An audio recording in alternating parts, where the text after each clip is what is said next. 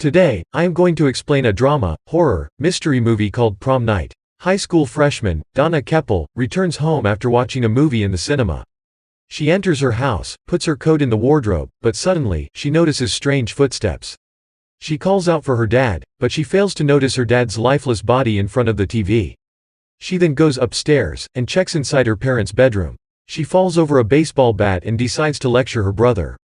She starts poking him so hard that her brother decides to turn around, even though he is already dead. She hides under the bed and witnesses her mother's death. The murderer is telling himself that Donna is his property, and nobody can take her from him as he flees the scene. Donna runs outside as she hears a police car passing by. She is unable to draw the attention of the officer and the killer spawns behind her. We switch to a session with Dr. Elisha Crow, who is trying to resolve Donna's problem about the reoccurring nightmares from that night. Donna is worried, as the nightmares were gone for several months, but they came back recently. Dr. Crow reassures her that the nightmares are normal, and they will go away, just like before. Donna, Lisa, and Claire are sitting in a saloon, preparing for prom night. Donna checks her hair in a smaller mirror, since the big mirror on the wall wouldn't be able to spook her with the killer standing outside. A bus passes by and the killer decides to amaze Donna with a trick he learned from Harry Houdini. The stunt was an overwhelming success, as she can't even believe her eyes.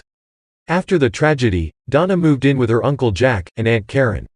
Donna tries on her prom dress and decides to not take pills for her anxiety. She closes the cabinet when Aunt Karen shows off what she learned in Hogwarts. Donna tells her she isn't taking her medications for a week now, as she wants to remember everything from her prom night. The doorbell rings and Bobby, her boyfriend, is there to pick Donna up. Luckily, every teenager attending prom is living in a house with stairs, so every movie can win 1.5 minutes of runtime. They pose for a picture and leave in a limo. People arrive at the prom, where for some reason, adults are cheering for the kids behind a cordon, just like in Hollywood. At the police headquarters, Detective Wynn gets a fax about the killer, named Richard Fenton, that he has escaped from the hospital he was kept in. Detective Wynn tells Nash that Richard was a teacher in the local high school. He was obsessed with Donna and killed her family to be able to be with her. The police caught him in his own house and found hundreds of documents, photos and letters about Donna. He escaped 3 days ago from the heavily guarded psychiatric hospital. By simply removing the light panel. Richards is also at the prom and gets frustrated seeing Donna kissing Bobby.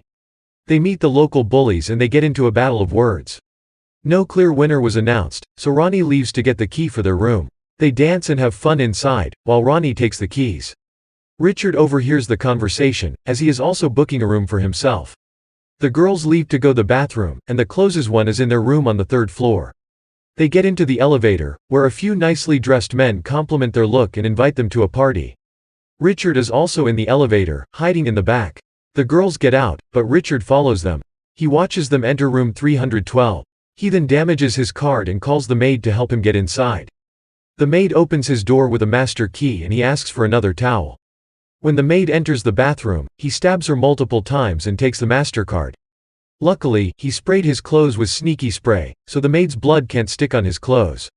Detective Wynn pays a visit to Uncle Jack and informs him about Richard's escape.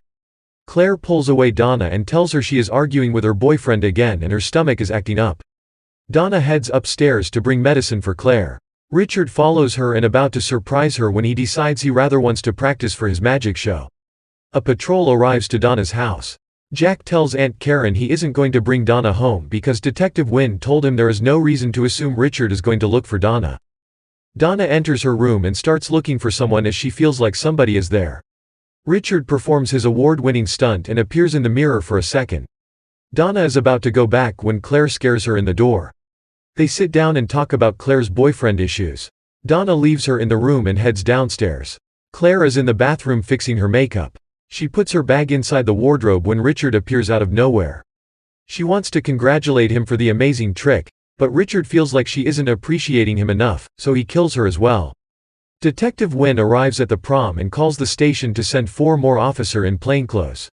He tells the receptionist to give the photo of Richard to every worker there. Donna is concerned about her moving to another city to attend university and tells Bobby that she should attend the local uni, so they can meet more often. Bobby tells her to never throw away her dreams because of him. Michael comes and asks them where Claire is. Donna tells him she is upstairs, fixing her makeup. Richard is looking at the photos the girls took previously, when Michael enters the suite. Michael talks to Claire, but when he gets no answer, he decides to sit down on the couch and wait for her. We hear the door open. But by the time he enters, Richard successfully cleaned up and hid Claire's body somewhere else. Michael then opens the wardrobe and Richard surprises him. The DJ takes a break and they start to show pictures and videos of the graduates. Detective Wynn and Nash are still keeping an eye on Donna. The group shares a moment as they realize this might be the last night they spend together. The receptionist calls Maria, the previously murdered maid. He asks one of his co-workers to try to find her as she isn't answering. The man bumps into Richard and asks him if he saw the maid. Richard could simply answer with a no, but instead, he tells him she is inside his room. The man heads inside and Richard kills him.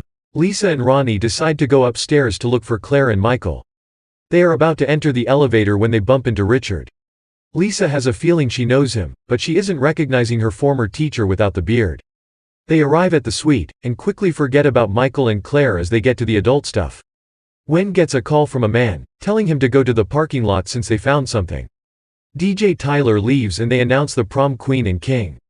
Lisa gets the nomination, so Bobby tries to call her to stop doing the adult stuff and come downstairs. They don't pick up the phone.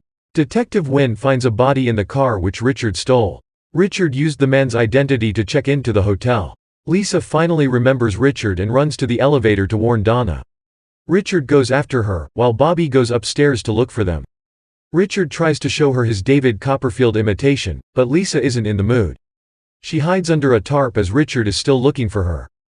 Lisa is about to fall over a bucket, but Richard catches her just in time. Wynn enters Richard's room but finds only the dead bodies there. They are about to announce the queen and king when the fire alarm goes off. They start evacuating the building. A potential fire hazard is nothing serious, so Donna decides to go up to her room for the scarf that used to be her mother's. Nash, Bobby and Ronnie figures out where Donna might be. Richard is so good in magic, that he even managed to teach teleportation to a lamp. He wants to pet Donna while she is looking for her scarf, but quickly changes his mind and practices for his Vegas show instead. He then enters the room which he was already in, and tells Donna he missed her. She manages to lock him out but Richard breaks the door since it was made out of cardboard. She hides under the bed and chills there for a good minute before she notices the dead body 2 inches from her. Nash and the others must have stopped to eat kebab since it took them about 20 minutes to get outside from the main hall. They tell Wynn that Donna might be in their suite so they go look for her. Richard looks under the bed but Donna manages to run away. Nash takes her outside while Wynn and another officer look for Richard. They find Michael, but only because he gave himself up willingly. Donna and Bobby sit in a car and Nash decides to take them home to make it easier for Richard to attack her again. The SWAT team searches the hotel, but they don't know that Richard holds the farthest teleportation illusion Guinness record. Donna and Bobby is watching the news about the events. Wynn is thinking about what to do next when he notices blood dripping from the vents. He thinks it's kind of sus and checks it out. The dead hotel worker decides to spook him one last time and performs a sick trick. Nobody thought that Richard can change clothes, so they let every worker out without checking them. Wynn calls Nash and tells him Richard got out. Nash tells him he is on alert, not even thinking about taking Donna to a place which his location is unknown to Richard. Or to a place where usually a lot of police officers chill, like a police station or something. Donna goes outside to take her anxiety pills. Donna closes the window and heads back to bed. By the time Wynn arrives, he finds Nash dead in his car. Donna tries to talk to Bobby, but Bobby also fell victim of the local ninja magician. She hides in her wardrobe when Wynn calls her. Suddenly, Richard grabs her from behind.